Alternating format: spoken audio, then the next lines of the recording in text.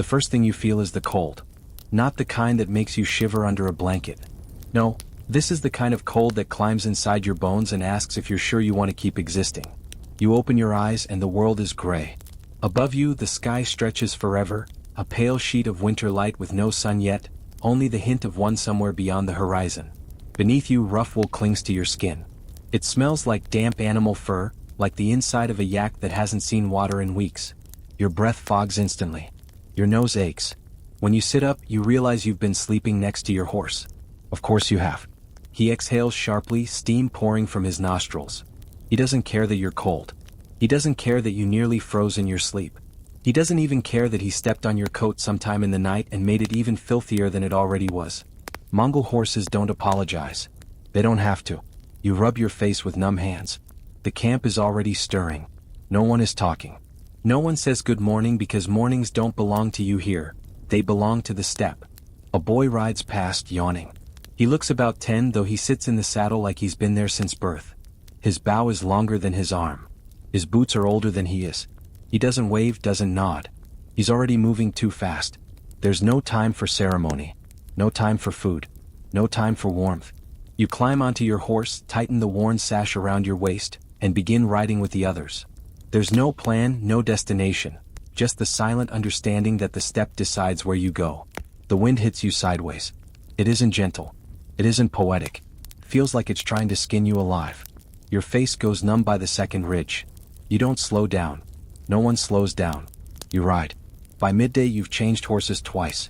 Not because you're tired, because the horses are. On the steppe you're expected to outlast your own animal. If your mount falters, you're the one who carries more. Balance, they call it. You eat on horseback. You drink on horseback. You fight on horseback. If you fall, you will be trampled. If you stop moving, you will be left behind. Walking. That's for prisoners. And you are not a prisoner. Not yet. When the sun finally claws its way into the sky, the hunger starts. Breakfast is not a meal. It's a challenge. Someone tosses you a leather sack. It sloshes. You know what it is before you open it: fermented mare's milk. Sour, fizzy, white, and sharp, like drinking a saddle after a week of rain. It burns on the way down. That means it's good. Food is worse. A piece of dried mutton. Gray, tough, eternal. You chew until your jaw aches. It doesn't get smaller. It just gets wetter. This is not a feast. It's survival. Around you, men eat in silence. No talking. No complaints. No questions. Complaining is for the dead. Talking is for people with time. And no one has time here. The old man across from you is already done. He wipes his knife on his sleeve and sharpens it again with slow, deliberate strokes. He doesn't look at you. He doesn't need to. You're too new, too soft. You finish what you can. You swallow the sour taste of hunger and keep moving. Because on the steppe, you don't live for comfort. You live for movement. By the time the sun is high, the sweat is freezing on your clothes. You're wondering when you'll wash. The answer is simple. You won't. No one washes here. Not like you think. Water is for drinking, not bathing. Soap doesn't exist. Rivers aren't for scrubbing, they're for survival. If you want to clean yourself, you rub your face with ash, sand, or dust and pretend it helps. You smell like horse leather, smoke, and sweat. Everyone else does too. If you smelled like flowers, you'd be killed, or worse, suspected of being cursed. You're learning the rules. Slowly. Brutally. There is no comfort. No softness. No mercy. There is only the ride. And yet, something about it feels different. Liberating even. No cities. No walls. No roads. Only the endless sky, the wind in your face, and the knowledge that if you survive this day, you are already harder than the land itself. Welcome to the Mongol steppe. This is where your journey begins. The wind never truly stops. It moves across the steppe like a living thing, whispering in your ears, clawing at your clothes, pulling the warmth from your bones even when you think you've wrapped yourself well enough to endure. It carries with it the scent of horses, dried dung, faint smoke from distant camps, and that peculiar metallic taste of coming snow. It is not a gentle wind. It does not sing. Nos. It takes without asking. You have been riding since before the sun decided to rise. There is no rhythm to the journey, no clear path to follow. The horizon looks the same in every direction, an endless ocean of grass and frozen earth that stretches beyond imagination, broken only by low hills that never seem closer no matter how long you ride. The steppe is a liar. It tricks your eyes, makes you believe that something is near when it is a day away. It makes you think you are moving forward, but it swallows distance and time until they are meaningless. Around you, the others ride silently. Mongols do not chatter idly on the move. Their silence is heavier than stone, a language all its own. You begin to understand that words are unnecessary here. A glance is enough. A slight gesture with a bow, the faint tightening of a horse's reins. These are conversations. A joke, a story, even a single complaint would feel out of place, fragile, too small to survive in this vast emptiness. Your horse breathes in steady bursts. You feel the vibration of its muscles, the uneven rhythm of its hooves pounding the frozen earth. You are not sitting on the horse. You are part of it, locked in a strange pact. You will trust it not to stumble, and it will trust you to guide it through this merciless land. You eat while riding, tearing another strip of dried meat with teeth that are beginning to ache from the effort. It tastes of old leather and stale smoke, and it feels like you are chewing on the memory of food rather than food itself. But you keep chewing because you know hunger is the true enemy here, not the enemy you can fight but the one that waits patiently for you to slow down. By midday you have switched mounts twice. The first horse grew restless, the second began to breathe too heavily. It is not your fatigue that decides the change, it is theirs. Horses are precious, you do not break them for pride. You change when you must. You do it with efficiency, no praise, no gratitude, no affection. On the steppe, mercy is practical. Love is wasted. When the moment for drinking comes, it is almost worse than the hunger. The leather bag handed to you feels heavy, and inside is a liquid that sloshes with a sour, unsettling promise. You already know its smell. Fermented mare's milk. White as mist, sharp as vinegar, and sour enough to make your throat rebel. It is not a drink you savor. It is a drink you endure. The first mouthful burns your tongue, crawls down your throat like a living thing, and settles in your stomach with a warmth that feels closer to sickness than comfort. But you drink again because that is all there is. You watch a boy barely older than 12 gulp it down like water. He wipes his mouth on his sleeve and mounts up again without a word. There is no ceremony in this life. Only movement. When the evening comes, there is no feast, no sense of reward for surviving another day. Instead, someone throws a piece of mutton into your hands. It is gray, shriveled, and impossibly dense. You bite it and it resists like stone. Your jaw aches. You chew for minutes before it softens, but it never really becomes soft. It simply stops fighting you. And then there is the kurut, hard, sun-dried cheese shaped like small stones. It tastes like dust, feels like gravel, and makes your teeth question their very purpose. You swallow it because you need it, not because you want it. The smell of the camp is as relentless as the wind. Boiled meat, smoke, sweat, and the faint rot of unwashed wool that has been worn too many days in a row. There are no tables, no chairs, no plates. You squat on the earth and eat with your hands, feeling the grease smear your palms as if it's marking you for this life. Across from you, an old man finishes his meal in silence, then pulls a blade from his sash and sharpens it slowly, deliberately, the metal glinting faintly in the dying light. No one speaks. The only sounds are the crackling of a small fire and the faint breathing of the horses tethered nearby. Here the act of eating is not joy. It is not even necessity. It is simply a pause between riding. You realize then how far you are from the world you once knew, or perhaps thought you knew. Your water is a luxury. You will not wash your face tonight, nor tomorrow, nor the day after. You will not wash until you are told you can, and even then it will be nothing more than a quick splash in a river that might also be your drinking supply. There is no soap, no cloth. You wipe your face with your sleeve, which is already filthy, and that is considered good enough. Your hair is tied back beneath your cap. It has not felt water in weeks, and yet it is still neat because appearance matters, but not clean appearance. The grease, the dirt, the unwashed smell, that is what commands respect here. You begin to understand that cleanliness is not survival. Toughness is. If you complained about the lice in your clothes, they would laugh because lice are simply companions. You do not remove them. You name them, flick them into the fire when they bite too hard, and keep going. Your clothes are heavy layers of wool and leather. They have stains on them, blood, maybe yours, maybe an animal's. It doesn't matter. You will wear them until they fall apart. You will sleep in them. You will fight in them. And when the cold deepens, you will add another layer, not replace what you already have. Hygiene is not a word here. Survival is the only language that exists. Night comes without warning. There are no lamps to light the dark, only the fire that struggles against the wind. You lie beside your horse because it is the only warmth you have. The ground is hard. The cold presses into you from below, from above, from every direction. You close your eyes and try to sleep, but even in sleep you feel the steppe breathing around you. And you begin to understand something both terrifying and strangely liberating. This is not a place where you can be. This is a place where you must become. In the morning, the ride will continue. It always does. There are no roads, no destinations, only movement, and one truth that begins to settle in your bones. In the Mongol world, you ride or you disappear. Morning is not announced by birdsong here. There are no forests to echo their music, no gentle green branches for them to perch on. Instead, morning is a pale light that bleeds slowly across the horizon like a wound reluctantly opening. The frost that clung to your boots last night has hardened into something sharper, less forgiving. You wake not because you have rested but because the world refuses to let you rest any longer. The horse beside you exhales, a cloud of white steam in the thin air. It does not nuzzle you, does not seek affection. It simply exists, patient and unbothered, a creature born into this landscape of wind and silence.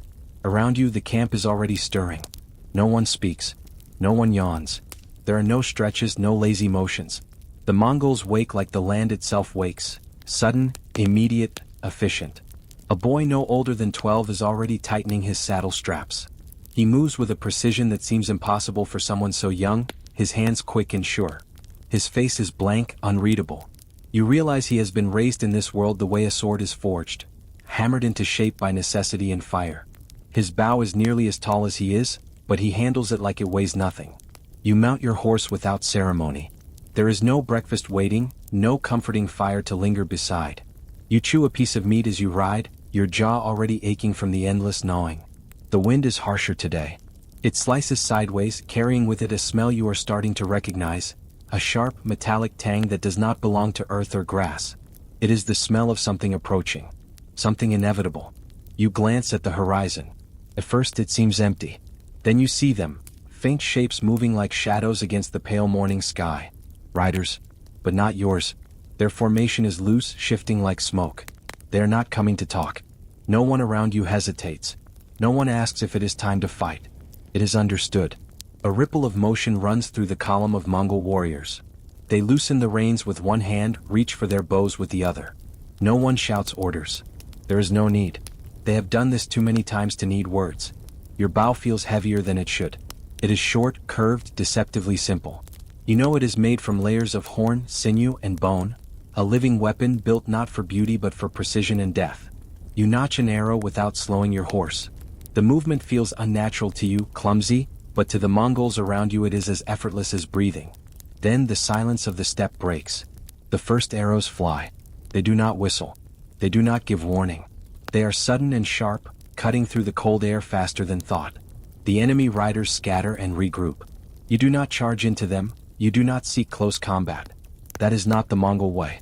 You ride around them, circling, always circling, the way a hawk circles its prey before the final strike. The enemy tries to close the distance. They are eager, impatient. They think your retreat is weakness. They do not know it is a trap.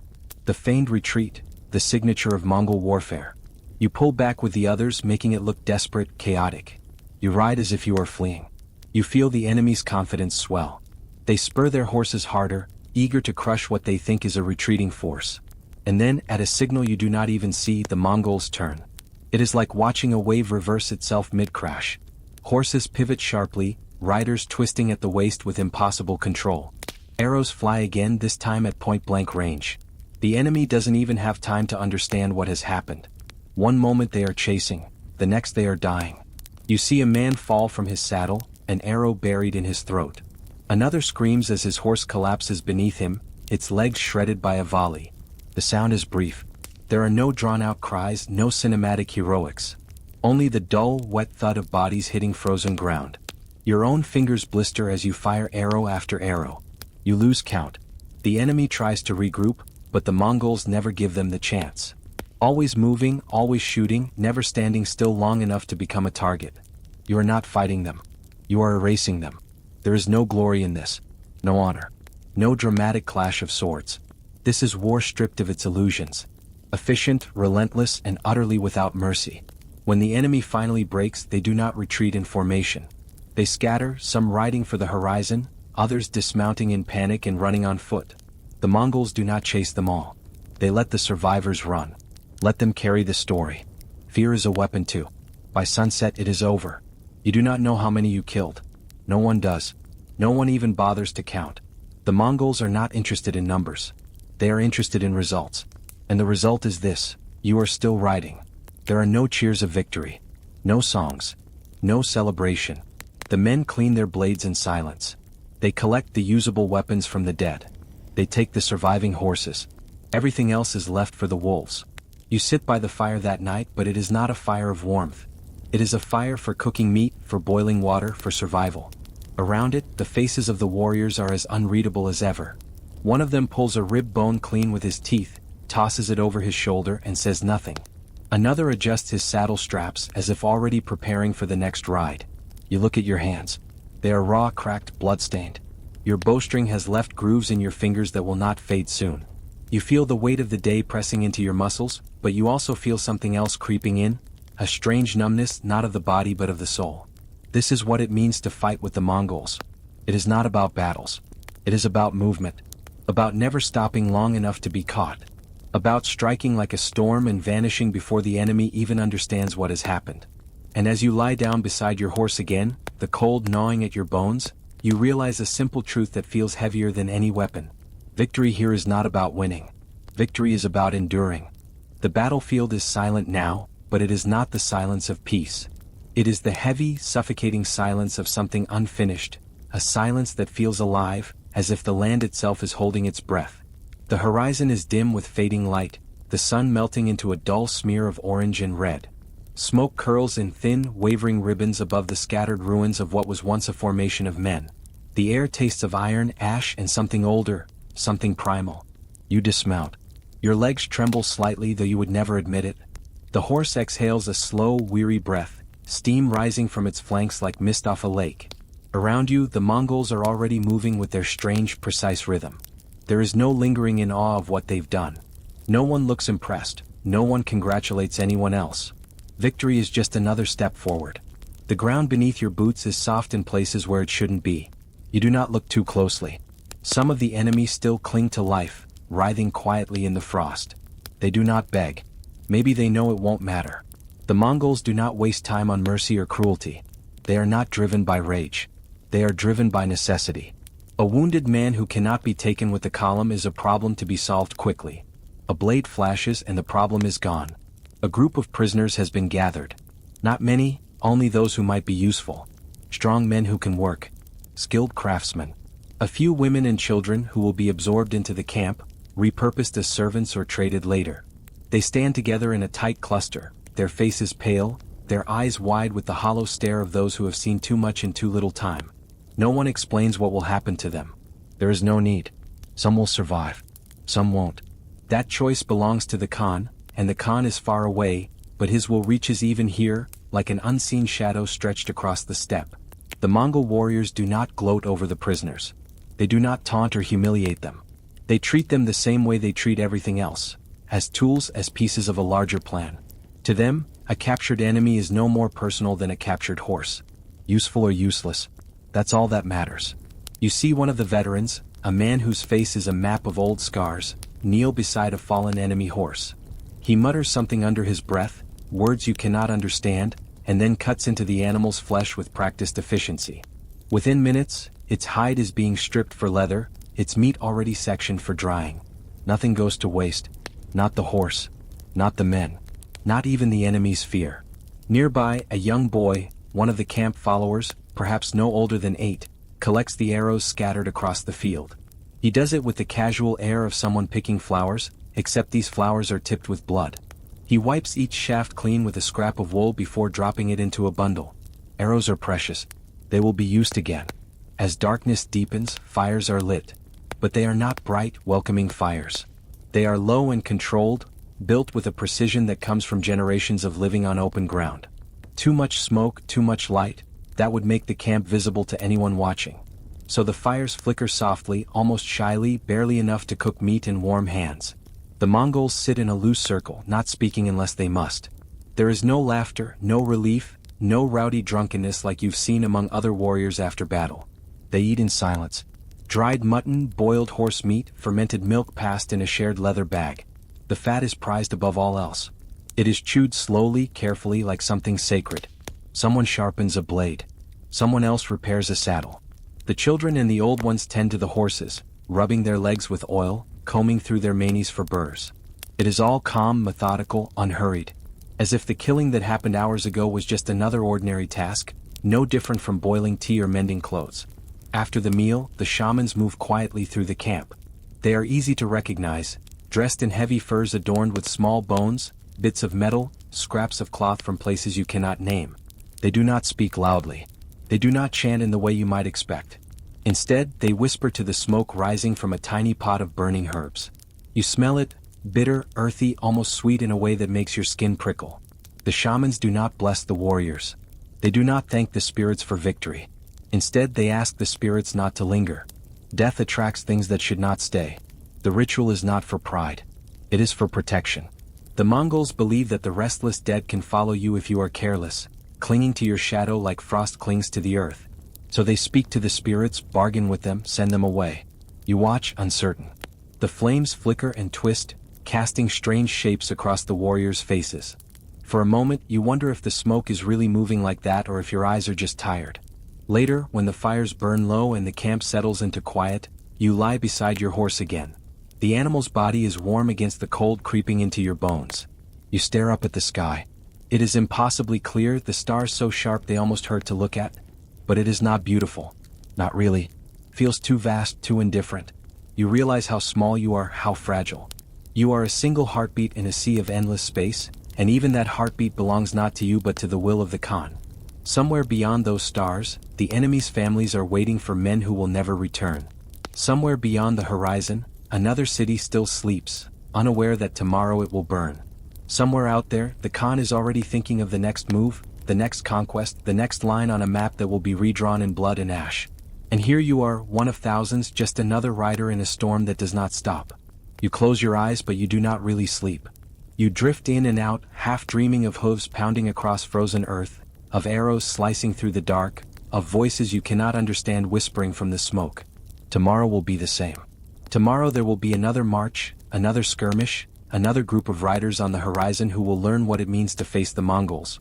You begin to understand something you did not before. This is not a war. This is a tide. And tides do not stop. Dawn creeps slowly across the steppe, but there is no warmth in it.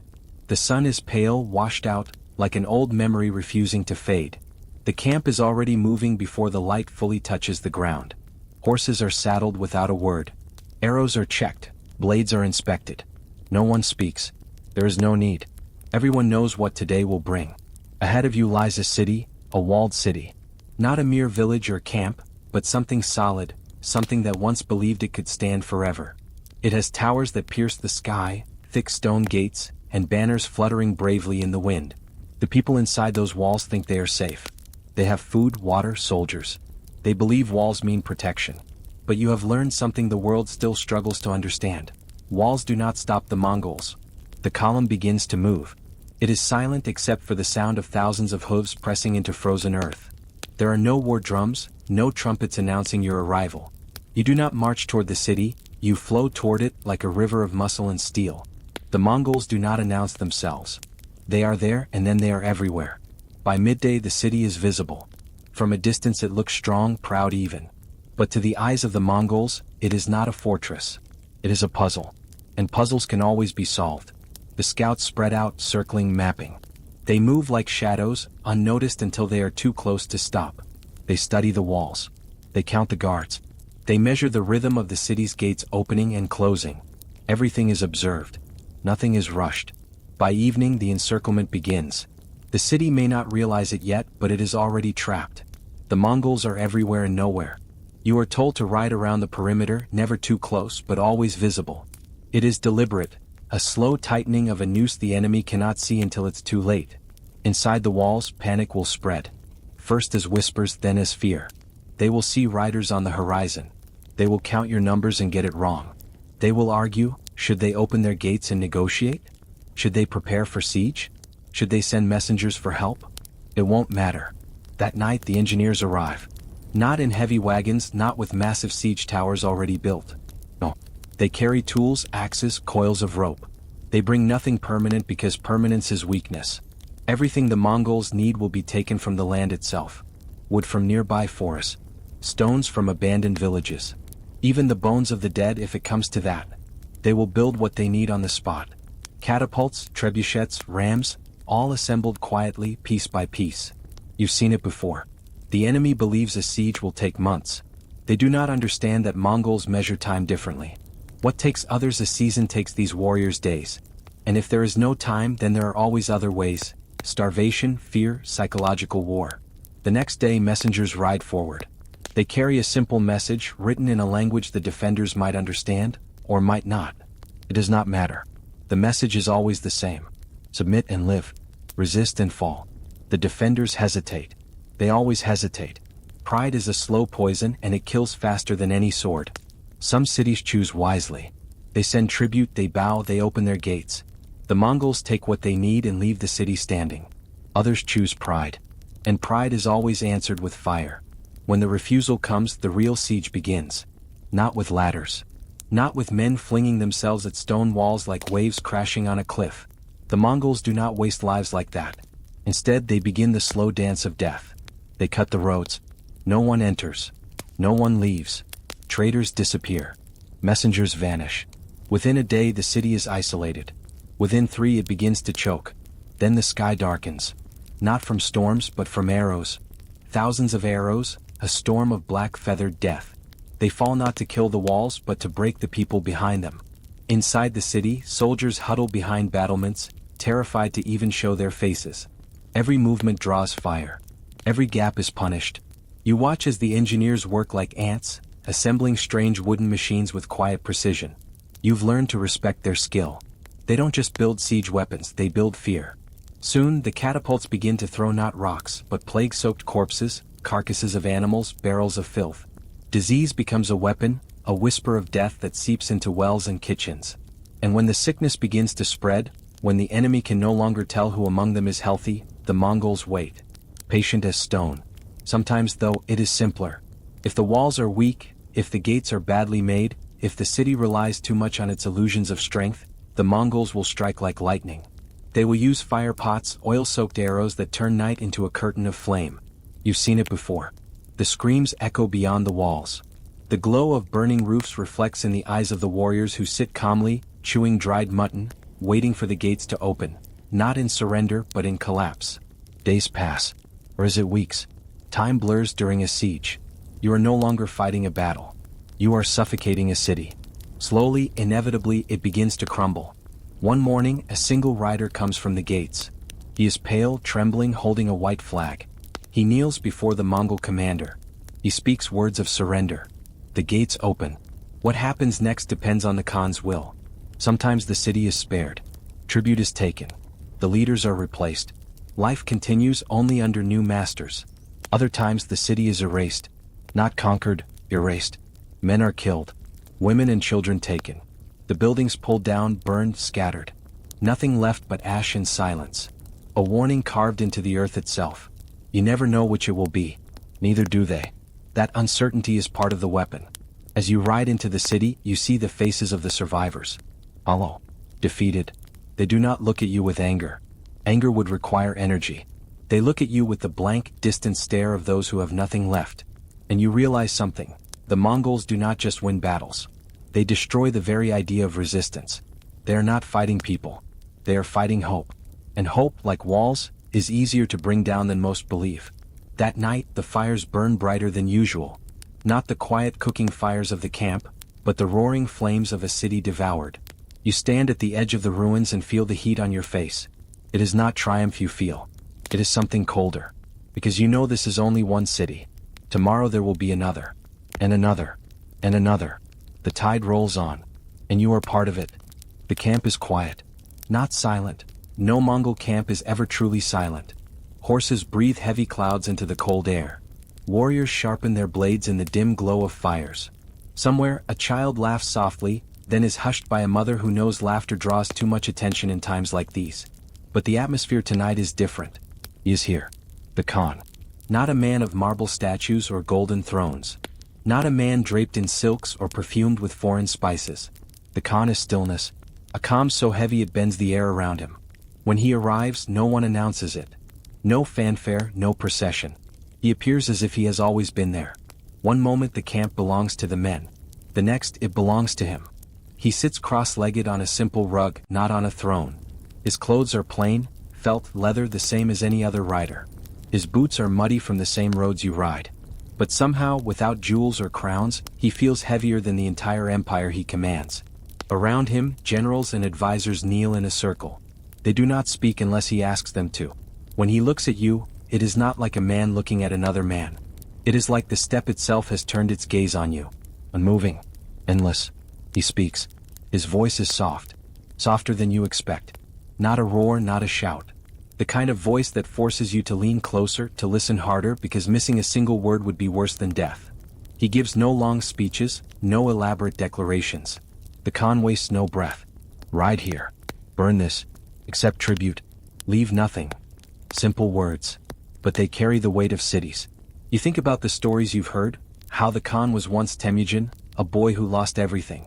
His father poisoned, his family abandoned, his tribe scattered. You think about how he rose not because he was born great but because he refused to stay small. How he forged loyalty where others ruled by fear.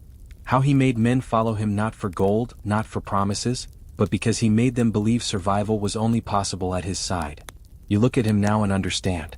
He is not like other leaders. He does not command with titles. He commands with certainty. The map is unrolled before him. Not a perfect map like those in European courts. This one is made of felt and hide, marked with lines that mean rivers, dots that mean cities, and small knots of string that mean enemies. The Khan studies it. When you look at the same map, you see land, borders, places with names. When he looks at it, he sees routes. He sees how rivers become highways. He sees how mountains are not obstacles but opportunities. He sees where enemies will flee before they even know they are losing. It is like watching a man read the future from a piece of cloth. Then he speaks again and the entire empire shifts. Divide into 3 columns. Strike before the snow. Take their horses. Leave their roads. Send word to the next Khanate. That's it. Nothing more. No discussion. No arguments. The men around him nod once and leave. And just like that, a city hundreds of miles away has already fallen. They just don't know it yet. You realize the Khan's power isn't in his army. It isn't even in his strategy. It's in his patience. Where other rulers rage, he waits. Where others boast, he observes. He doesn't need to convince you he is strong. He lets the world discover it the hard way. You've heard how he treats failure. It's not always death, not immediately. Failure is studied. Why did it happen? Was it the man, the plan, or the moment? If it is the man, he is removed. If it is the plan, it is changed. If it is the moment, he waits for another. The Khan does not repeat mistakes. The meal is brought. Dried meat. Fermented mare's milk. A bowl of fat still steaming. He eats sparingly without ceremony. There is no golden chalice, no banquet. To feast while his soldiers starve would make him weak. To eat more than he needs would make him slow. He does not drink to excess. He does not laugh too loudly. He does not forget names. You realize with a slow, cold understanding that he is always watching. After the meal, he calls forward a scout. A young rider, covered in dust, kneels and reports what he has seen. He speaks quickly, nervously. The Khan listens without interrupting. When the scout finishes, the Khan nods once. You did well. The words are quiet, almost casual. But you see the scout's back straighten, his fear melt away. In the Mongol army, praise is rarer than gold. When it comes from the Khan himself, it feels like being lifted by the gods. Then another man is brought forward. He failed to deliver a message in time. The Khan looks at him the same way he looked at the map. Come. Quiet. Why? The man stammers. Excuses. A broken horse. The storm. The Khan nods again. You should have walked. No shouting. No anger. Just a gesture. 2 guards take the man away. He will not return. You shiver. Not because of the cold, but because you realize this is how the Khan keeps the empire sharp. Later, when the fires burn low, the Khan moves to his own yurt. It is larger than the others, yes, but still plain. Inside there are scrolls, furs, a few foreign gifts taken from conquered lands. Nothing extravagant. You've heard rumors that at night he studies the stars. That he believes the sky speaks to those who listen. Some say he prays. Others say he plans. Maybe both. But what you do know is this: he never sleeps for long. Because while others dream of power, the Khan is already awake, building it. When you finally return to your own place in the camp, you feel heavier. Not because of exhaustion but because you've been in the presence of something you cannot name. It is not charisma. It is not fear. It is not even respect. It is inevitability. The Khan does not feel like a man. He feels like a force of nature. Like the wind on the steppe. You cannot stop it. You can only choose whether to ride with it, or be buried beneath it. Tomorrow he will give another order. Tomorrow another city will burn or bow. And you, like everyone else, will obey. Not because you are afraid. Not because you want to. But because he is the Khan. And the Khan does not ask. He decides. At first glance, the Mongol Empire looks like chaos. Endless grasslands, shifting camps, an army that appears to move like a storm without warning. But when you ride deeper into it, when you follow its trails for weeks and months, you begin to understand. It is not chaos. It is order so precise it hides itself behind speed. The Khan's greatest weapon isn't just the bow or the horse. It's information. Every morning begins the same. Riders depart before the sun fully rises, their horses already saddled, their bags light. They do not carry heavy armor or loot. They carry messages. They are part of the YAM, the Mongol relay system. To outsiders, it seems impossible. How can a letter travel hundreds of miles across wild steppe faster than an army moves in a day? But the Mongols have mastered something no one else dared to attempt. They have turned the empire itself into a living artery. Every 25 miles there is a station. A gur, a felt tent, and fresh horses waiting, grazing in silence. A rider arrives, dismounts, drinks a quick bowl of fermented milk, and then without pausing, mounts a new horse and continues. Day and night this happens. Riders do not stop. Horses do not rest. The message moves faster than the man. What would take a caravan weeks takes the Mongols a handful of days. You watch one such rider arrive at camp. His horse is foaming at the mouth, its sides heaving like bellows. The man himself is calm, as if he has become more machine than flesh. He hands the sealed message to the nearest officer. Without opening it, the officer bows and takes it straight to the Khan. Minutes later, decisions are made. Troops shift direction. Scouts move out. No one questions how the Khan already knows what's happening hundreds of miles away. Because the Khan is everywhere at once. But the messages don't just carry orders. They carry whispers. The Khan's spies move with the same speed. They are merchants, monks, envoys. They wander through distant markets in Samarkand, Beijing, Kiev. They listen. They watch. They count. How many soldiers in that city? How high are the walls? Who is unhappy with their ruler? Who can be bribed? Every whisper returns to the Khan through the YAM. You realize the Khan doesn't guess his enemy's weaknesses. He knows them before the enemy even suspects. When a city refuses his first offer of surrender, he already knows the names of their leaders, their defenses, and which gates will crumble first. One evening you are summoned to a quiet meeting. There are no torches, no loud voices. Just a single map unrolled under the faint glow of an oil lamp. Around it men speak in low tones. These are the Keshig, the imperial guards, but also the keepers of secrets. They speak of a kingdom far away. A king who boasts of resisting the Mongols. A city that has refused tribute. The Khan listens. He says nothing for a long time. Then he points to a single line on the map. A river. We take this first, he says. Just like that, the city's fate is sealed. Not because of brute strength, but because the Khan knows which vein to cut. The YAM is more than just a network. It is the empire's nervous system. Through it flow not only commands but life itself, trade goods, travelers, even ideas. On one day, a rider might carry a war order. The next, he carries a scroll from a Persian astronomer, a letter from a Chinese engineer, or a captured scholar being sent to the capital. This is how the Mongols become more than warriors. They absorb knowledge faster than they conquer land. Siege technology from the Chinese. Medicine from the Persians. Navigation from the Arabs. Mathematics from anyone who will teach it. The Khan doesn't just want land. He wants understanding. At night, in the glow of the campfires, you see evidence of this strange hunger. A captured scribe carefully copying a book he thought was lost. An engineer sketching siege engines on parchment while guarded by warriors who cannot read the symbols but know they are valuable. You begin to see why the empire grows like it does. It doesn't just devour. It adapts. But there is another layer beneath this order. A layer that feels colder. You notice how the Khan's spies are everywhere, even among his own people. A careless word in camp can find its way to the Khan before morning. A plan to desert is known before the man even makes the attempt. Some say the Khan has no spies at all, that the people simply fear him so much they report everything willingly. Maybe that's the true secret. The Khan doesn't need to watch everyone. He just makes everyone watch each other. One day you meet an old merchant traveling the same routes. He tells you that the Yam has changed everything. Before the Mongols, he says, the roads were thieves. Bandits waited for caravans. Trade was slow, dangerous. But now, I can travel from the edge of China to the Black Sea without losing a coin. No one dares rob the roads. No one dares attack the stations. Not because the Khan is here, but because the Khan could be here. The merchant laughs, but it is a nervous laugh. You see, he doesn't just rule the land. He rules the silence between places. He owns the fear of what might be riding behind you. And it's true. You feel it when you ride.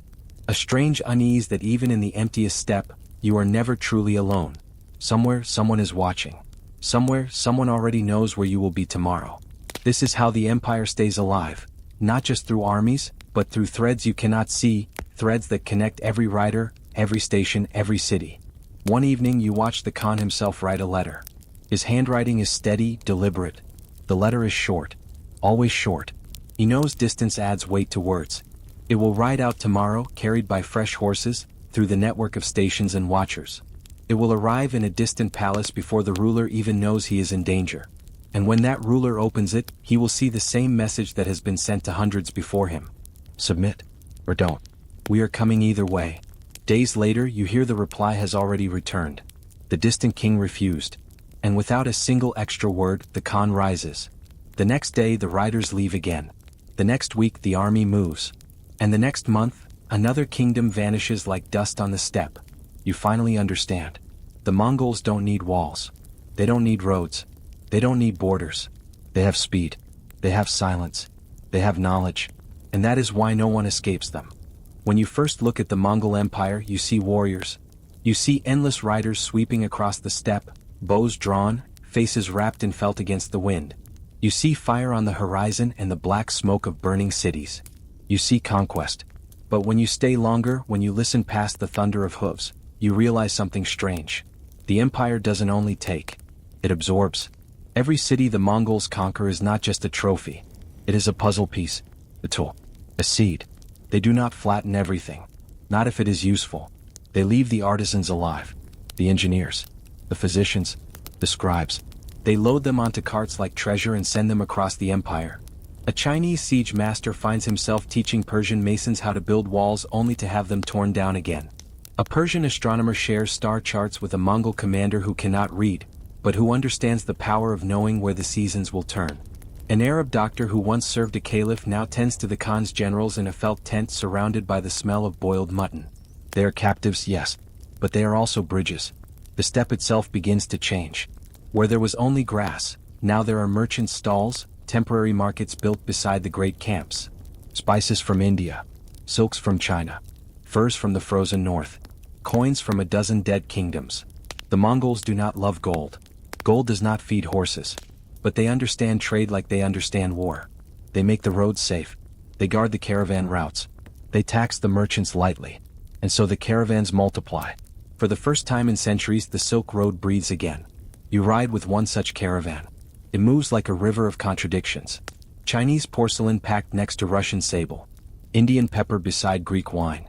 Slaves walking in silence beside scholars arguing about the stars. And at the center of it all is the Mongol escort, just a handful of warriors, but enough to make every bandit within 100 miles think twice. One night, you sit by the fire as a merchant from Samarkand tells you what the roads were like before. Every mile a new tax, he says. Every valley a new warlord. You never knew if you'd arrive with your cargo or your head.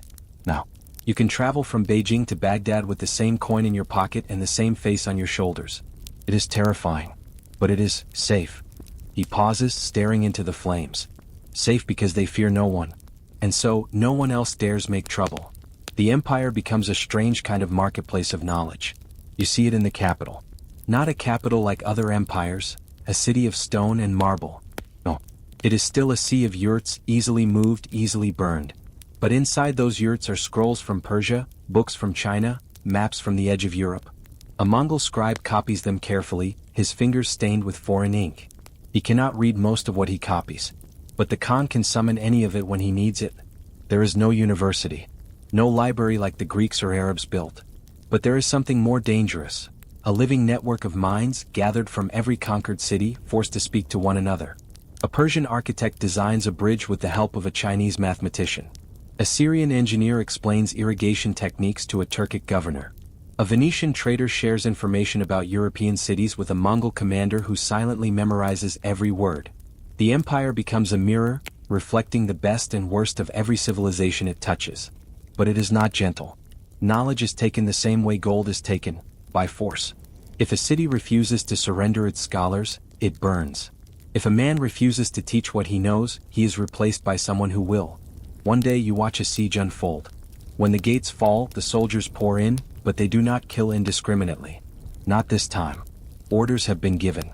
The engineers are spared. The doctors are spared. The scribes are spared. They are rounded up like cattle, tagged and sent east. The rest of the population? Not so lucky. And yet, from this brutality, something unexpected blooms. The Mongols begin to adopt things. They wear silk shirts under their armor, not for beauty but because silk is strong and can pull out an arrow from flesh without breaking. They drink tea like the Chinese. They learn siege tactics from the Persians. They even experiment with paper money, the strange invention of the Song dynasty. What they cannot invent, they borrow. What they cannot borrow, they steal. And unlike other conquerors, they are not ashamed. You notice this especially with religion. The Khan does not force one god upon his people. He does not build temples in his name. He does not demand everyone worship the eternal blue sky. He simply shrugs. Pray to whoever keeps you loyal. So in one camp, you see Buddhist monks chanting softly beside a yurt decorated with Islamic calligraphy. A few steps away, an Nestorian Christian priest shares bread with a shaman who wears the bones of wolves. The Mongols do not care about theology. They care about order. So long as your god does not make you rebel, you can keep him. This tolerance is not kindness. It is strategy. It keeps the empire from tearing itself apart. It keeps trade flowing. It keeps the cities productive.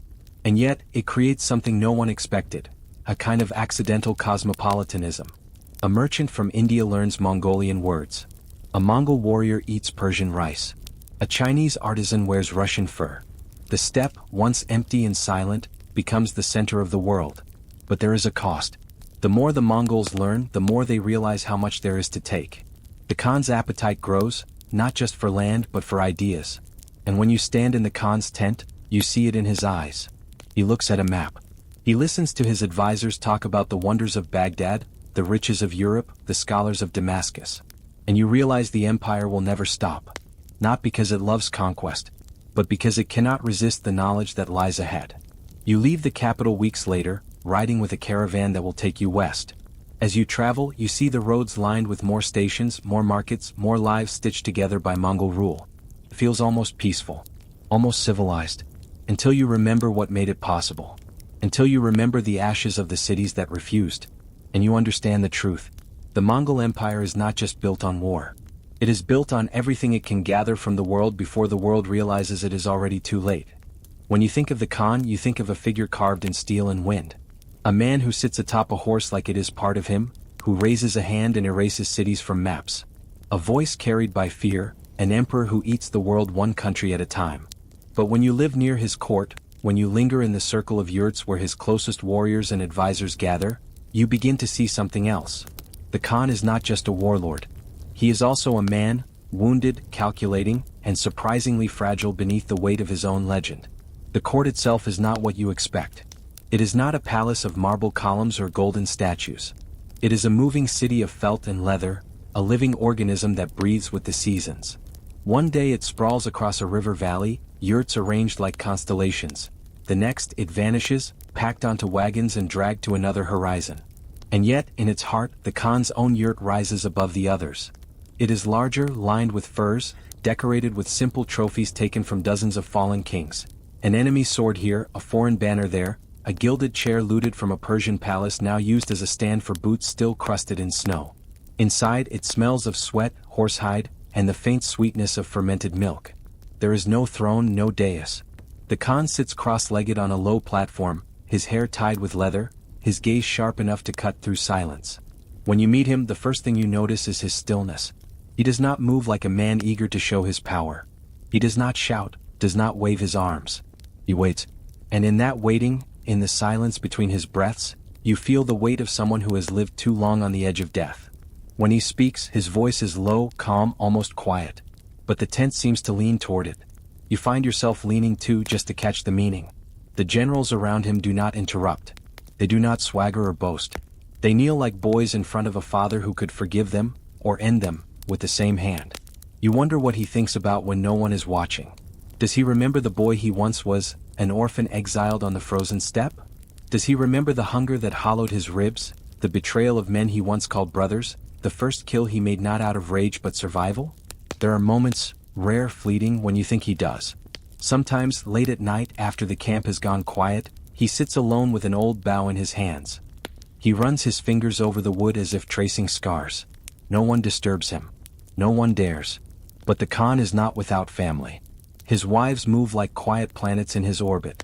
Each one from a different tribe, a different alliance, a different reason. They live in separate yurts, tended by servants, respected but never allowed to hold the empire in their hands. And yet, you notice how their words still reach him, soft suggestions whispered between the lines of war councils. His children are everywhere. Sons who command armies, daughters who rule captured cities through marriage or cunning. They speak with his voice, though not all of them inherit his patience. Some are restless, burning too hot, too fast. The Khan watches them like a man counting down fires he will eventually have to extinguish. And then there are his most trusted men. They are not nobles, not born to power. They are brothers forged in loyalty and blood. They sit closest to him in council. They ride with him into the thickest part of every battle. They speak truths no one else dares. One night you overhear them. They are laughing softly over a pot of steaming broth, telling stories of the early days, before the empire, before the fear. Days when the Khan was still just Temujin, a man scraping survival from a hostile land. They laugh at the memory of hunger, of riding half-wild horses, of sleeping in the dirt without tents. But when the Khan enters the yurt, the laughter stops. Not from fear but from respect. The empire, for all its size, is fragile. The Khan knows this. He knows that every tribe he has united could just as easily fall apart when he is gone. He knows that every city he conquers breeds resentment as much as submission.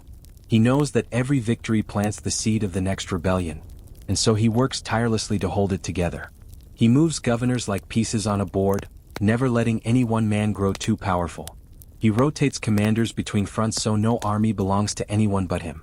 He demands loyalty not to his family, not to his tribe, but to the idea of the empire itself, an idea no one else can fully grasp. You see his weariness in the small moments. When the messenger brings news of another distant revolt, his face hardens for a second too long. When the mapmaker lays out fresh parchment showing new lands to conquer, you see the faintest flicker of something. Excitement, yes, but also a shadow of doubt. Does he ever want to stop? Does he even remember what rest feels like? Yet the Khan is not cruel for the sake of cruelty. When a city surrenders without resistance, he spares it. He allows its leaders to live, its people to keep their homes. But when a city resists, when it kills his envoys or defies his warnings, he becomes the storm itself. The destruction is not random, it is calculated theater. A warning carved into stone and blood so that the next city will choose surrender over annihilation. To the Khan, mercy and terror are tools. Nothing more. But there are moments of unexpected gentleness. Once after a battle, you watch him dismount to help an injured horse. He kneels in the mud, stroking the animal's neck, murmuring softly until it calms. He orders his personal healer to tend to it, ignoring the pile of wounded men nearby. Another time you see him take a child from a burning village. He doesn't speak, doesn't smile. He simply hands the child to a soldier and tells him to find her a new family in the camp. You realize then that his heart has not turned entirely to stone. It is still there, buried beneath layers of survival and necessity. The Khan dreams too. Not of power for its own sake, but of a world without endless blood feuds, without tribes tearing each other apart. A world where the roads are open, where merchants can travel without fear, where the steppe people are no longer starving scavengers. To build that world, he must break everything that came before. And so he rides. One evening, you sit with him as the sun bleeds across the horizon. He stares at it for a long time, silent. Finally he speaks. Do you know why we conquer? You hesitate, unsure how to answer. He doesn't wait, because the world is already broken. We are just rearranging the pieces. Later that night, when the fires burn low and the camp falls quiet, you hear the distant howl of wolves. You think about the Khan's words. You think about the empire stretched across mountains and deserts, held together by fear and brilliance. You think about the man at the center of it all, who once was a hungry boy abandoned on the steppe. And you realize the greatest shadow of the Mongol Empire is not the destruction it leaves behind. It is the impossible question it asks of everyone who lives under it. What would you sacrifice to bring order to a world that refuses to hold still? The orders came without flourish, without the weight of ceremony that other kings might use to mark the beginning of a grand campaign. There were no drums, no great speeches, no priests blessing the soldiers with promises of divine favor. The Khan simply sent word: ride west. And so they did. At first, it felt no different than any other campaign. The endless grasslands rolled beneath their hooves like a living sea, each sunrise painting the horizon in blood and fire. They crossed rivers swollen with spring melt, skirted forests dense and dark as secrets, and passed villages that did not yet know they were part of history. But as the weeks turned to months, the air changed. The smell of the soil was different here, damp, heavy with the rot of old leaves and the faint sweetness of crops cultivated for generations. The ground was softer beneath the horses' hooves, not the hard, open steppe they were used to. And then the scouts began to return with whispers. There were walls ahead. Not the crude wooden palisades of small frontier settlements. Not the stone outposts hastily built by tribes clinging to survival. No, these were castles, massive structures of stone and mortar that clung to hilltops like claws. Towers that reached toward the sky, walls so thick they seemed to merge with the earth itself. And behind those walls were armies unlike anything the Mongols had seen before. Heavily armored men on horses draped in steel, carrying long lances and wearing helmets shaped like domes of silver. Knights. The Mongols stopped at the edge of the unknown. Not because they were afraid, but because they were curious. Scouts crept close under cover of darkness. They counted gates, measured shadows, mapped the rotation of guards. The Mongol way was never to charge blindly. It was to study, to learn the rhythms of an enemy until those rhythms could be broken. And so they learned. They learned that the European knights relied on sheer weight and brute force. They learned that their formations were rigid, their tactics predictable, their honor both a strength and a liability. They learned that the castles were strong, but the villages around them, the people who fed them, were soft. The Mongols smiled. The first engagement was almost too easy. A local lord, proud and foolish, rode out with a handful of knights to chase what he thought was a band of raiders. He galloped hard across the fields, his banner streaming behind him, confident in his armor, confident in the heavy lances his men carried. The Mongols turned and fled. The lord roared in triumph. And then, just as the chase stretched too far, just as the knights' horses began to tire, the Mongols wheeled around. It was like watching the wind change direction. One moment, the riders were retreating. The next, they were a storm of arrows. The knights, encased in steel, found themselves drowning in a rain of shafts that pierced the gaps in their armor. Horses screamed. Men fell. Those who tried to charge were swallowed by the swirling Mongol formation, picked off one by one like animals trapped in a hunt. The survivors crawled back to their castle, stunned, humiliated, whispering about ghosts who fought like no one they had ever seen. But the Mongols were not here just for one victory. They began to move with the precision of a blade sliding between ribs. They didn't attack the castles first. They attacked the land. The villages that grew the wheat. The farms that fed the cities. The trade routes that carried salt and wine and hope. They burned the fields but spared the animals. They scattered the peasants but let them live, knowing they would carry tales of terror to the castle walls.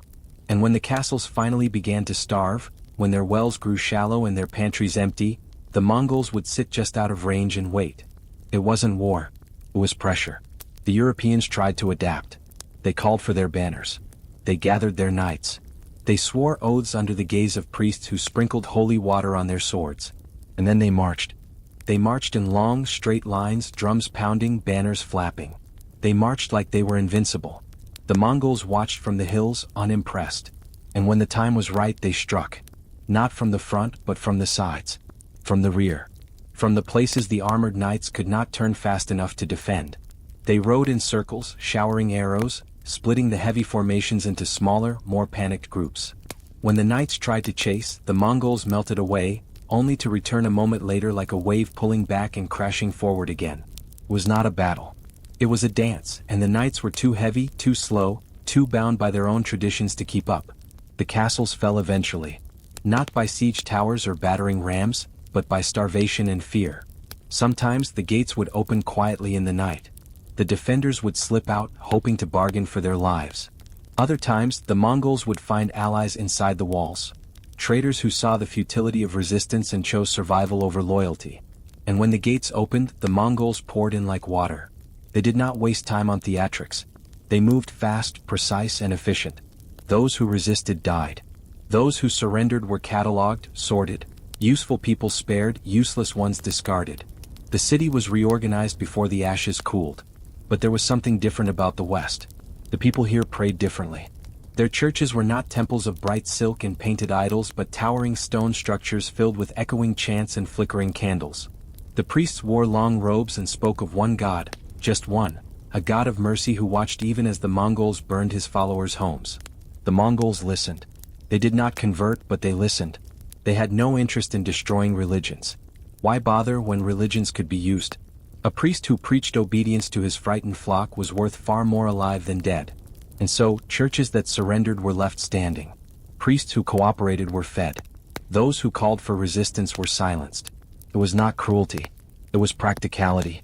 The farther west they rode, the stranger the world became. The rivers were wider. The forests deeper. The villages more crowded. And yet, beneath the layers of stone and custom, the Mongols saw the same truth they had seen everywhere else. People were afraid. Afraid of hunger. Afraid of betrayal. Afraid of the horsemen who came with the wind and vanished like smoke. And the Mongols knew how to turn fear into a weapon sharper than any sword. But even the Mongols were not invincible. One winter they pushed too far, too fast. Their horses struggled in the mud, the grass frozen underfoot, the air damp and heavy in a way that chilled bone. Supplies grew thin. Scouts returned late. And for the first time they felt the bite of a land that did not welcome them. It was a reminder that even the empire had limits. The generals gathered in quiet councils. Some argued to press on, to take the cities beyond the mountains. Others urged retreat, not from fear, but from calculation.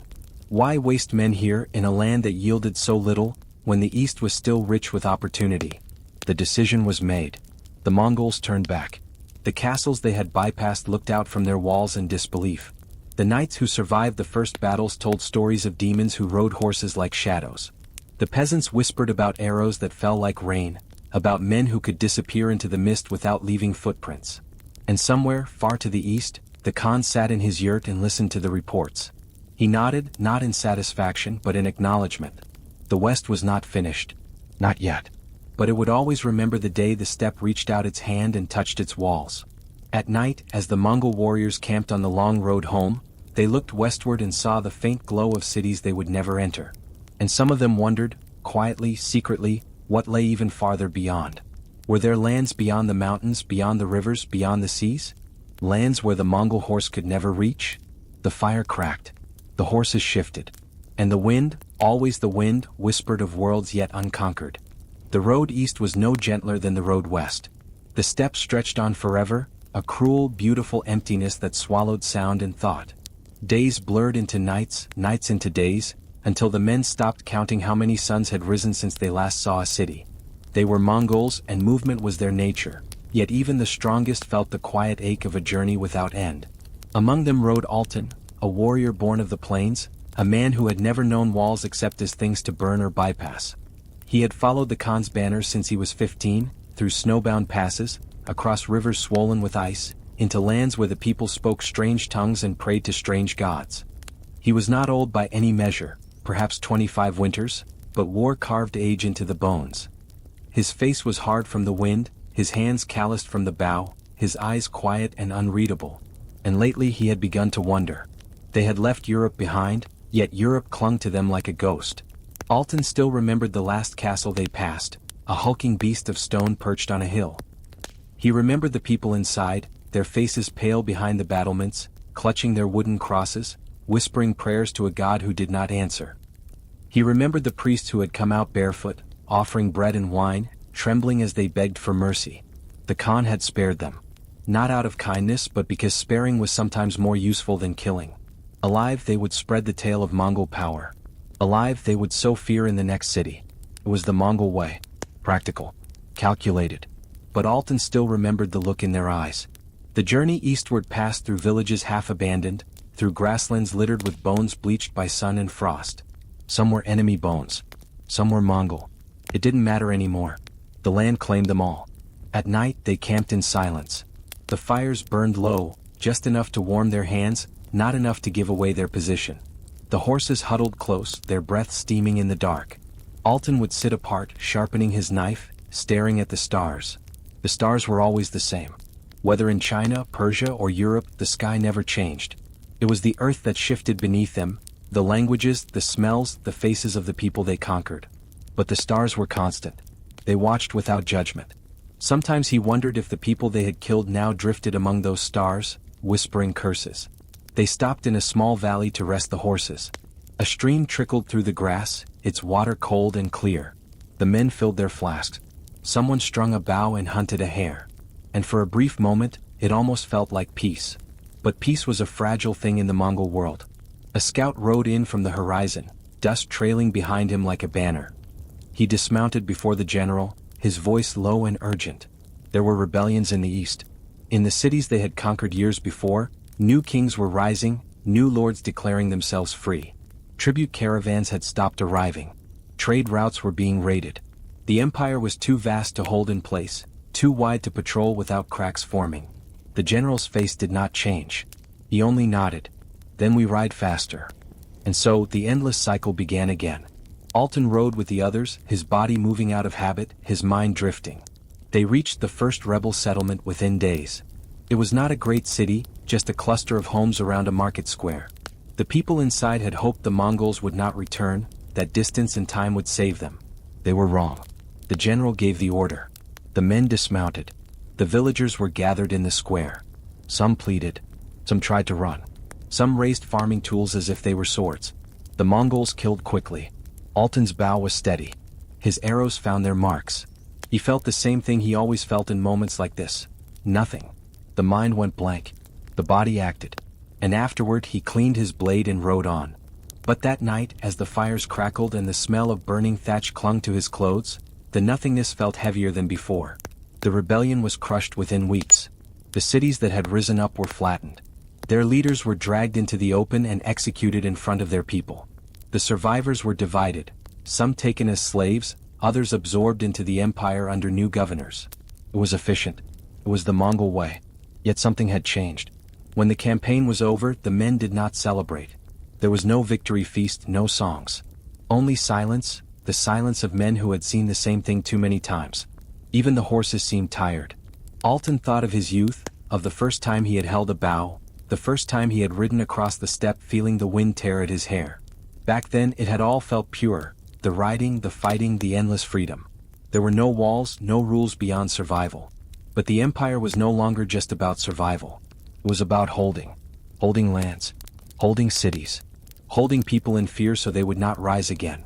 And holding, Alten realized, was harder than taking. One evening he spoke quietly to another warrior, an older man named Borte who had ridden under the Khan since the earliest days. "Do you ever feel it?" Alten asked. Borte raised an eyebrow. "Feel what?" "This weight. Like we ride, but the horizon never ends. And every time we reach it, there's just another." Borte stared into the fire for a long time before answering. "We were born to ride," he said finally. "The horizon is all we have. Stop chasing it and you become the thing we trample." Alten said nothing. But the words stayed with him. They reached Karakoram, the capital, the heart of the empire. It was not like the cities they had conquered. There were no marble palaces, no towering cathedrals. Just a sea of yurts, each one ready to be packed and moved at a moment's notice. The Khan's yurt was larger than the rest, but still simple compared to the riches they had seen elsewhere. Here the Khan ruled with maps and messengers. His generals came and went, bringing reports from every corner of the empire. Tribute flowed in, silks from China, gold from Persia, spices from India, even strange armors taken from European knights. Yet even here the air was tense. The empire was vast, yes, but it was fragile. It held together only as long as the fear held. And fear faded with time. Alten knelt before the Khan with the others, listening as new orders were given. "South," the Khan said. "There are cities in the desert that still defy us. We will remind them who rules the earth." So, another horizon. Another campaign. Alten rose. He bowed. He left the yurt. And for a moment, as he stood beneath the cold sky of Karakoram, he let himself wonder, would there ever be an end? Not the end of him. Death was certain. But the end of the riding, the fighting, the endless chase after horizons that only led to more horizons? Would the Mongols ever stop? Or were they doomed to keep moving until there was nothing left to conquer but the wind itself? That night, as he lay beside his horse, the stars above him bright and silent, Alton closed his eyes and dreamed, not of cities burning or armies falling, but of a small, quiet place where the grass was soft and the only sound was the river. A place where no one was riding. The march south began before the snows had finished melting. The steppe was still brittle with frost, the rivers half frozen, but the Khan's word did not wait for seasons. The army moved like a shadow spilling over the land, tens of thousands of riders, herds of spare horses, carts loaded with supplies, siege engineers trailing behind like patient wolves. Alton rode in the middle column, the wind cutting sharp against his face. Around him the other warriors spoke little. When they did, it was of mundane things, how the horses were holding up, how the dried mutton was already turning sour, how the nights were colder than last year. No one spoke of the cities waiting ahead. They were heading for the desert lands, places the Mongols had not yet crushed under their heel. There were whispers of hidden oases, walled cities that traded in silk and gold, merchants who thought the empire's reach ended at the dunes. The Khan would show them otherwise. But for Alton the journey felt different this time. The landscape shifted gradually. Grasslands thinned into scrub. Scrub gave way to cracked earth. And then, finally, sand, endless sand that rolled like the sea, glittering pale under the sun. The desert was not like the steppe. It had no softness, no mercy. The wind here was hot and dry, and it carried no scent of grass or rain, only dust and the faint metallic tang of baked earth. The air shimmered in waves, making the horizon ripple like a mirage.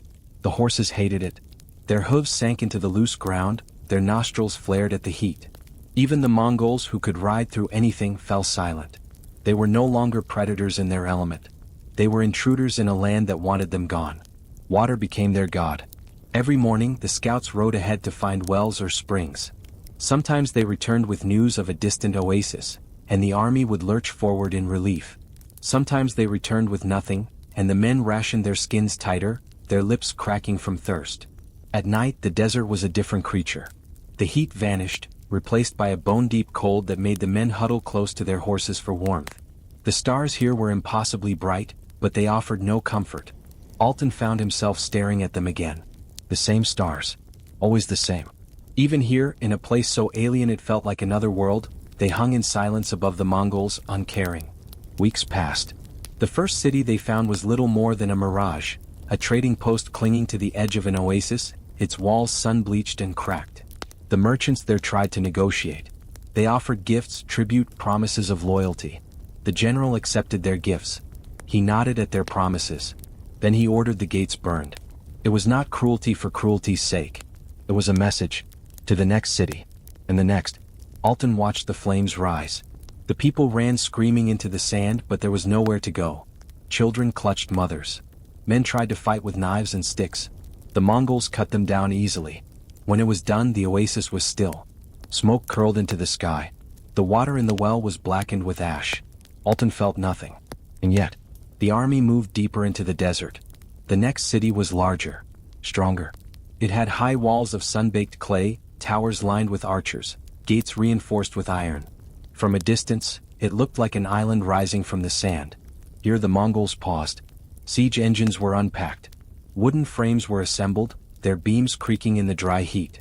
The engineers worked methodically, their faces hidden behind cloth to keep the sand from their mouths.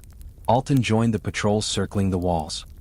He could see the defenders peering down, thin-faced men in turbans watching silently. They did not shout insults or throw spears. They simply waited. Inside the walls he could hear faint music. A stringed instrument, soft and mournful. It made him think of home. The siege began at dawn. The Mongol archers rode in circles around the city, loosing arrows that hissed through the air and rained down on the walls. The defenders answered with stones and bolts. The sky filled with the sounds of war, shouts, cracks, the dull thud of wood against clay. Then came the siege towers, lumbering toward the gates like beasts. The defenders burned them. The Mongols sent in rams. The defenders poured boiling oil. Day after day the battle dragged on. Unlike the open steppe, this was slow, grinding, relentless. Alton fought, but each night when he returned to camp, the same question gnawed at him. How many times would they do this?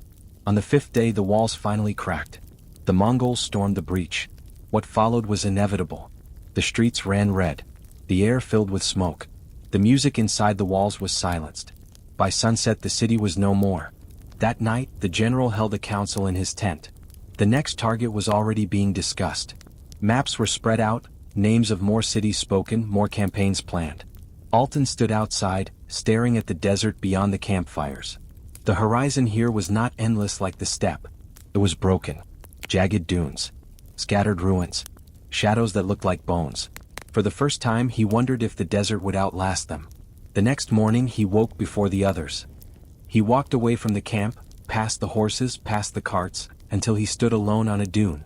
He looked east, toward Karakoram, toward the steppe, toward home if such a thing still existed. And he looked west, toward the endless conquests, the cities yet to burn, the people yet to kneel. The wind blew sand into his eyes. For a moment he thought of leaving. Just mounting his horse and riding away, not back to the Khan, not toward another siege but somewhere else. Somewhere quiet. Somewhere no one knew his name. But the thought passed, because there was no somewhere else. There was only the Empire. And the Empire never stopped.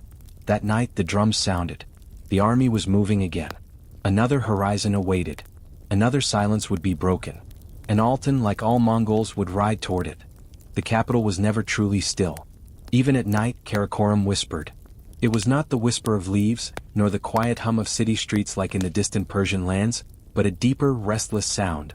The movement of tents in the wind, the creak of leather, the low murmur of voices and languages pulled from every corner of the empire. From the Khan's great yurt you could hear it all. The sound of an empire breathing. Inside there was no luxury like those of foreign courts. No marble columns, no golden floors. Only felt walls, carpets layered for warmth, maps rolled in stacks, scrolls written in a dozen tongues. There was a throne, not an ornate jewel-encrusted seat, but a sturdy, broad wooden chair, built for a man who understood power was not in the trappings but in the command. And upon it sat Temujin, Genghis Khan. He was not young anymore. His beard was streaked with gray, his eyes sharper but colder than when he was a raider with only ambition to guide him. He had ruled longer than most men survived. He had crushed tribes, cities, kingdoms. He had made the name Mongol echo like thunder across half the known world. But tonight the Khan was silent. Before him his generals knelt. They were men of iron, hardened, scarred, unflinching. They had followed him from the first days of uniting the tribes, through the rivers of blood in China, across the deserts of Khwarezm.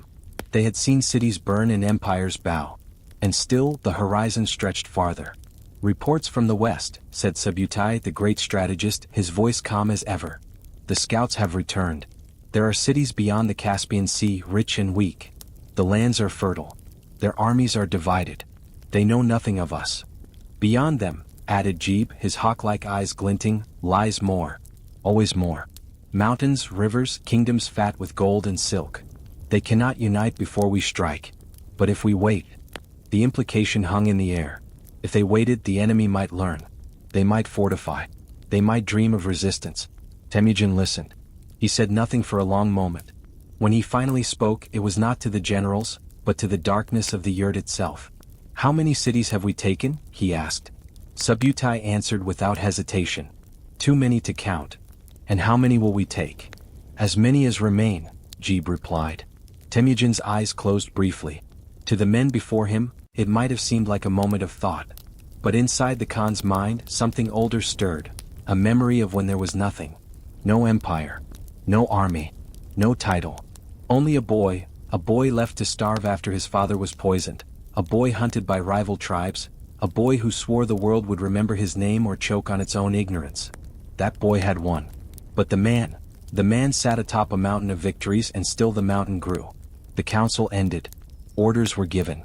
Caravans would move west. Scouts would ride further. Armies would gather. The generals left, their faces as unreadable as stone. Only the Khan remained.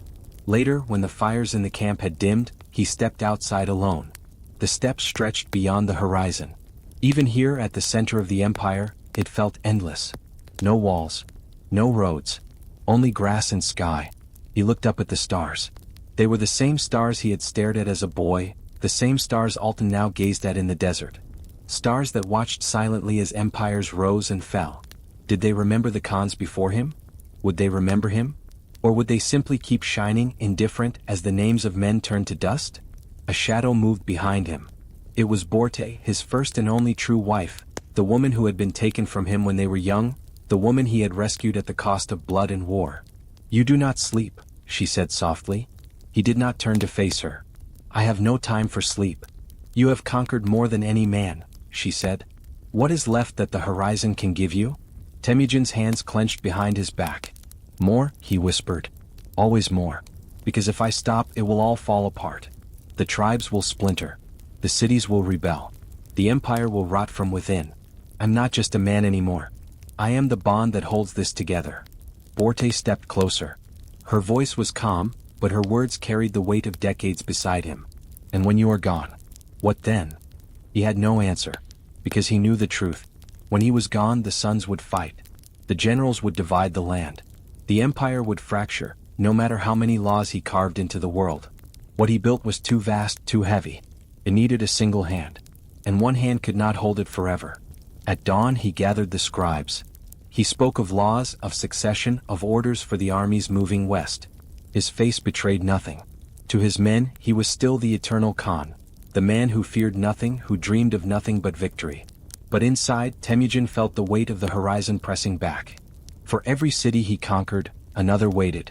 For every tribe he united, another plotted rebellion.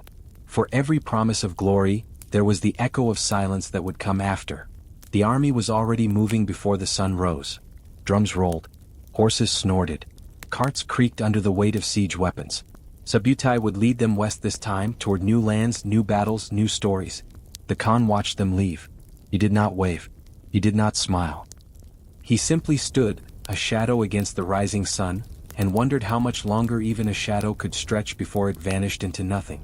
That night, in the deep quiet of the steppe, he dreamed. In the dream there was no empire, no armies, no titles. Only a boy standing beside a river. And the stars above him were the same. The wind across the western steppes was different. It carried not only the cold bite of open grasslands but also the faint scent of foreign soil, richer, heavier, tinged with spices and smoke from lands the Mongols had never walked before. Subutai, the silent wolf of Genghis Khan's empire, sat astride a compact, battle-worn horse. His gaze fixed on the horizon, sharp as the blade at his side. He was no ordinary general. To the men who rode behind him, he was a shadow made flesh, silent, calculating, impossible to outrun. He had planned campaigns like a chess player, moving pieces across entire continents, striking cities before their rulers even knew war had come. This time was no different. The Khan had ordered the west to be explored, not merely raided. It was not a single army that moved. It was a tide, tens of thousands of hooves churning the earth, columns of men and horses stretching beyond sight. Riders carried orders in coated knots of string and bone. Messengers galloped ahead and returned with maps sketched on scraps of leather. Scouts disappeared for days into the distant hills, returning with news of strange cities, strange banners, strange gods. And among these warriors rode Altan. Altan had survived more campaigns than he cared to count. He had seen the dust storms of the Gobi, the jade towers of Zhongdu, the blood-soaked rivers of Khwarezm. Each battle was the same. The thunder of hooves, the hiss of arrows, the screams of men who had never seen Mongols before and would never see anything again. But this was different. The west felt alive in a way the east never had. The sky seemed larger. The grass was thicker. And beyond the steppe lay forests, mountains, and cities that did not look like the ones they had burned in China or Persia. There was a promise here, one that even the seasoned warriors could feel. A promise of conquest that would make all previous victories seem like mere preludes. At night, the army made camp in silence. No bright fires, only small, hidden embers. No loud songs. Mongols did not sing on campaign. Their music was the beat of hooves, the snap of bowstrings. Altan sat with his small unit, sharing dried meat and fermented mare's milk. His horse slept standing beside him, its breath warm in the freezing dark. Around him, warriors sharpened arrows, repaired saddles, whispered in low voices. "Do you think the West is endless?" one asked. Altan chewed slowly before answering. "Nothing is endless. But some roads are longer than others." The men fell quiet. They all knew the truth. When the Khan pointed, they rode. Whether the road ended in victory or death didn't matter. Days blurred into weeks. They crossed rivers that shimmered like silver. They rode through forests so dense that even the Mongols, born of the steppe, felt uneasy under the shadows of towering trees. They passed villages abandoned before they arrived, the people having fled at the mere rumor of riders from the east. But eventually the empty lands ended. One morning, as mist rolled over the hills, Subutai and his scouts crested a ridge and saw it. A city. Not like the mud-walled towns of the steppe, nor the wooden villages of the Slavs. This was different. Stone walls, wide gates, spires of white and gold. Smoke rose from hundreds of chimneys. Farmers worked in fields beyond the walls. And banners fluttered from towers, bright with symbols no Mongol could read. The men stared in silence. Subutai did not smile. He simply studied it, his expression unreadable. Then he gave the order. The city did not even know it was already dead. It was market day when the Mongols came. Traders were shouting prices, children running between stalls, women haggling over cloth and grain. The guards at the gates were relaxed, leaning on spears, laughing about something only they found funny. Then the horizon moved. The sound came first, a low, distant rumble like thunder trapped beneath the earth. Then dust. A cloud growing, spreading. And then, like a nightmare made real, the riders appeared. Fast, silent, endless. The guards barely had time to shout before arrows rained down. Not random arrows but precise, deliberate shots. One in each throat, one in each eye. The gate fell before it could be barred. The markets erupted into chaos. People screamed, scattering like birds. Alton rode with his unit through the breach. There was no hesitation. No pause. The Mongols moved like water, flowing through the streets, cutting down resistance before it could form. The city tried to fight back. But they did not understand the enemy. The defenders clumped together, forming tight shield walls, exactly what the Mongols wanted. Alton and his riders feigned retreat, drawing them into alleys where more Mongols waited. Arrows whistled from rooftops. Horses thundered through the open squares. The defenders broke like dry twigs. By nightfall it was over. The Mongols did not burn this city. Not yet. Subutai gathered the survivors in the central square. He spoke in a calm, measured tone, his words translated by an interpreter. This city belongs to the Khan now. You will pay tribute. You will open your gates to his riders. You will obey his laws. Resist and you will be erased. The people listened, trembling. Some nodded. Some spat. Some wept. Those who nodded lived. Those who spat did not. That night the Mongols feasted. Not on the city's food, they had brought their own. Not out of respect but out of habit. They never relied on a conquered land for their meals. Alton sat under the stars, his horse beside him, his bow across his knees. He watched the city in the distance, its streets now quiet, its walls already marked with the banners of the Khan. And for a moment he wondered how far this would go. How many more cities would fall? How many more lands would they ride through? Was there truly an end? Or would the West keep stretching, always promising more, always demanding more blood to feed the endless hunger of the empire? Far away back in Karakoram, Genghis Khan received the reports. Another city taken. Another victory. Another step west. He said nothing.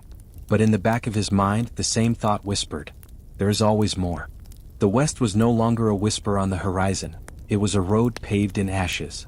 Villages collapsed before the Mongols like stalks of dry grass before a scythe. Town after town was taken in days, sometimes hours. The pattern was always the same. Scouts appeared first, silent as shadows, mapping every wall, every gate, every weak point. Then came the main host, riding like a storm, fast and merciless. And behind them came the engineers, the siege masters, the men who built death from wood and iron. But as the Mongols pushed further, the resistance grew stronger. Now they faced not scattered tribes or small towns but kingdoms. Real kingdoms, lands with kings, banners, fortresses and armies large enough to fill entire valleys.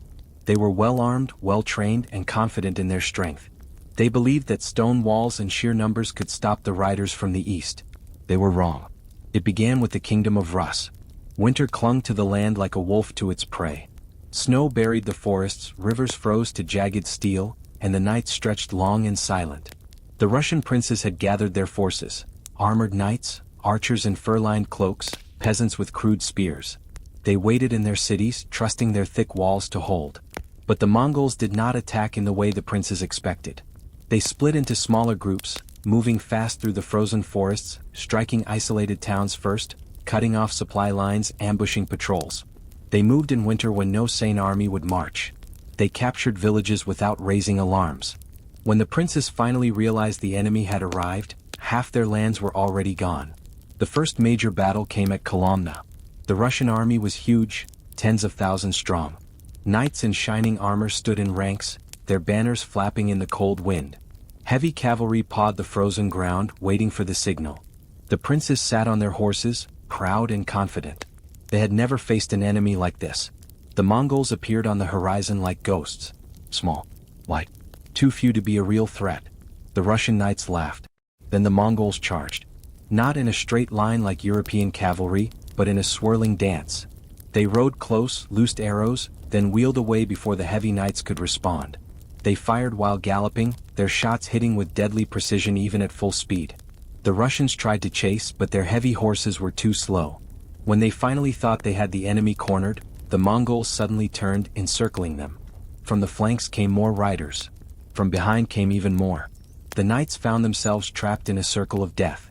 Arrows rained down. Horses screamed. Men fell. The knights tried to charge again and again, but every time they were met with a wall of arrows, never able to reach the enemy.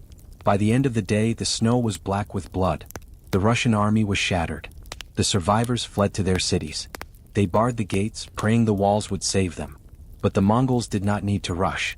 They surrounded each city, cutting off food and water. They built siege machines on the spot, using wood from the nearby forests. They fired flaming stones over the walls, creating chaos inside. And if a city refused to surrender, the Mongols used prisoners as human shields, forcing the defenders to choose between killing their own people or opening the gates. One by one the cities fell: Vladimir, Suzdal, Rostov. Finally they reached Kiev. Kiev was the jewel of the Rus. A great city with golden domes, stone cathedrals, and walls that had stood for centuries. The people believed Kiev could not fall. The Mongols proved them wrong in days. They surrounded the city, building towers taller than the walls themselves. They used rams to smash the gates. They set fires that spread like plague through the streets. When the walls finally crumbled, the Mongols poured in.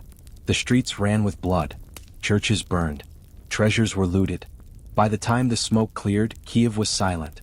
The princes of Rus were no more. But the Mongols did not stop. Beyond the Rus lay Poland and Hungary, lands richer, greener, filled with castles and knights. There the kings were preparing, gathering massive armies to resist the invaders. They had heard the stories of Kiev, but they believed they were different. They believed their knights were stronger, their castles taller, their armies better trained. Subutai smiled when he heard this. He wanted them to gather. He wanted them to come. Because when the Mongols struck Poland and Hungary, they would not fight one army. They would fight three at once and destroy them all. In the spring of 1241, the Mongols crossed into Poland. They moved like fire across dry grass. They burned Krakow. They crushed the Polish army at Legnica, where thousands of European knights fell under clouds of Mongol arrows. The survivors were slaughtered, their heads piled into pyramids as a warning.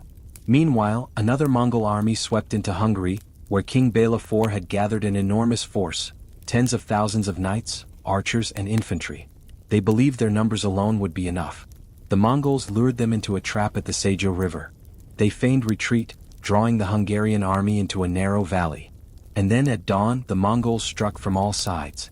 Smoke bombs filled the air, blinding the Hungarians. Arrows rained down in waves. Siege machines hurled flaming stones. Panic spread through the Hungarian ranks. The knights tried to push forward but were blocked by their own men. Horses fell, screaming. The river turned red. By the time the sun set, the Hungarian army was gone. Europe trembled. For the first time, the Western kingdoms realized what they were facing. This was not a mere horde of barbarians. This was a disciplined, organized war machine, faster and smarter than anything they had ever seen. But even as panic spread, the Mongols did something no one expected. They stopped. News came from Karakorum. The great Khan Ogdi was dead. The princes had to return east to choose a new ruler. So the Mongols vanished as suddenly as they had appeared, leaving behind only ruins, ashes, and a fear that would linger for generations. Altan rode back with the army, his face unreadable. He had seen cities burn, kings fall, entire kingdoms erased. And yet he knew this was not the end. This was only a pause. The West still waited. And the Mongols would return. As the dust settled over Europe, kings rebuilt their walls, peasants buried their dead, and priests prayed for protection. But deep down they all knew the truth. The riders from the east would come again. They always came again.